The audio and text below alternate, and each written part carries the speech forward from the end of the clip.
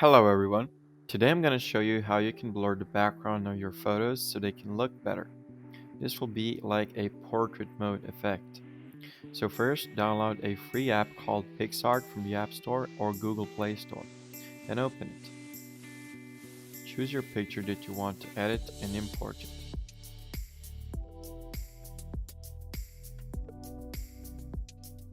Now just click on the effects button and after that click on the blur icon and this will blur the whole image. Now we just need to erase the blur from our subject. For that, click on the eraser icon on the top and click on person. This will detect the person in the photo and automatically erase the blur. If the app didn't do a good job with the erasing, just use the restore and erase tools to add and delete the blur from the photo manually.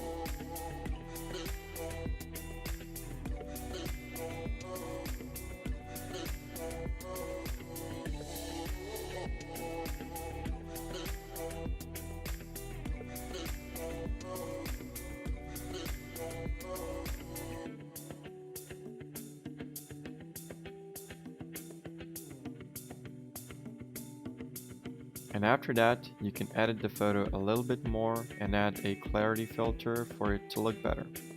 And that's it. Thanks for watching.